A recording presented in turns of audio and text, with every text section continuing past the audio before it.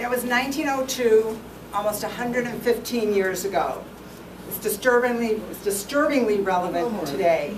I want to welcome you. I'm Anita Weinberg. I am on behalf of the Darrow Commemorative Committee, along with Nina Helstein, Nina Barrett, and Tracy Bain. We want to thank you for being here, and thank you to Fazia Mirza for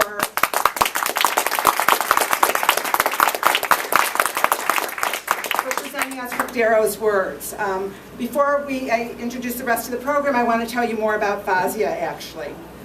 Fazia is an accomplished actor. Can you hear me? Actor, producer, and writer-director. Several of her short films have been recognized with innumerable awards, including Jamie and Jesse Are Not Together, The Queen of My Dreams, and The Queen of My Dreams, and many others. Her feature film Signature Move is being produced by New City Magazine and is beginning to shoot in June 2016.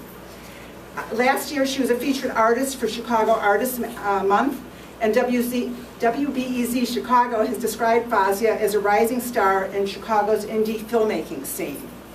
As I learned more about Fazia as we were leading up to this today, I was even happier actually that Tracy had found her and she had agreed to speak Darrow's words for us, because her approach to her work really reflects Darrow's values as well. As she describes in her bio, she is inspired to write what I know and to write the truth that I see.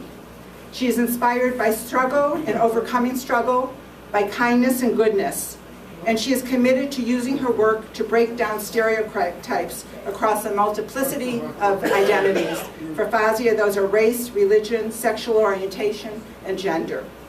And then what seems to be a little-known fact is that before her career in show business, she was a lawyer in Chicago and worked as a litigator.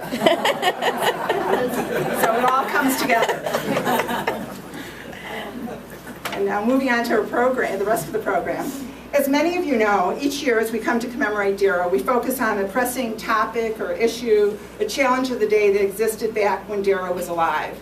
And unfortunately, and I say this every year, we're not at a loss for subject matter. You heard that in the comments at the bridge this morning. You heard that in Darrow's words from 1902.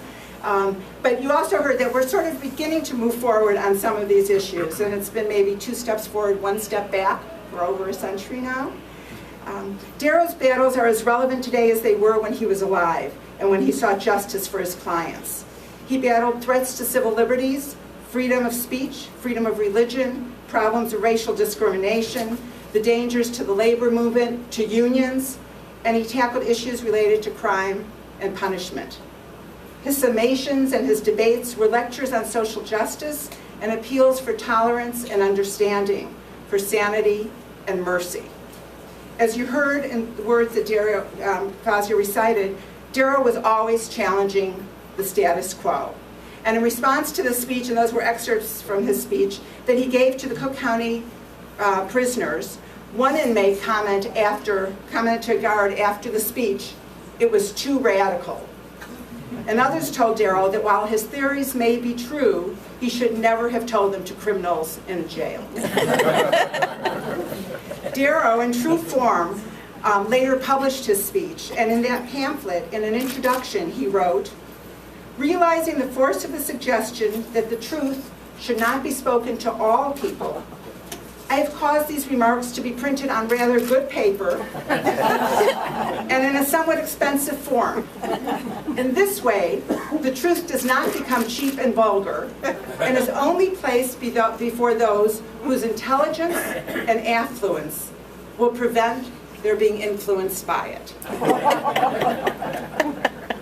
Our speaker this morning, Hanke Gratteau, is working to shift the paradigm of today's status quo. In 1902, Darrow explained, "People are in jail simply because they cannot avoid it on account of circumstances which are entirely beyond their control and for which they are in no way responsible." Today, many of the inmates at Cook County Jail are still locked up because they cannot afford $5,000 bail, because they've been committed for crimes of survival, and Hanke will be talking about this a lot more, and because they are mentally ill. Hanke is working to change that. As director of the Sheriff's Justice Institute in the Cook County Sheriff's Office, Hanke oversees the Institute's operations and strategic design. The Institute is dedicated to enhancing the delivery of social justice across every aspect of the work of Cook County Sheriff Tom Dart's office. The Institute mines data to expose the consequences of criminalizing homelessness, mental illness, drug dependency, and the devastating effects of generational poverty. The Institute seeks to enlighten policies and practices regarding incarceration and housing evictions, and to serve as a model for other counties throughout our nation. Before directing the Sheriff's Justice Institute, Hanke was, everybody's changed his careers. Hanke was an award-winning journalist who spent decades as a reporter and an editor with the Chicago Tribune, rising to managing editor for news before leaving in 2008. Among her many honors is the 2002 Pulitzer Prize for Explanatory Journalism. After leaving journalism, Hanke went on to serve as executive director of the John Howard Association, a corrections watchdog group, and later as vice president of public affairs for the Ounce of Prevention Fund.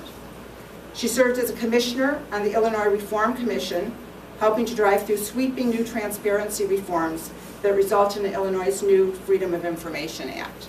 And it's my pleasure to introduce Hanke. I'm going to say a couple things just so you know. We'll have time for question and answer afterward. For Hanke and possibly with Fazia as well.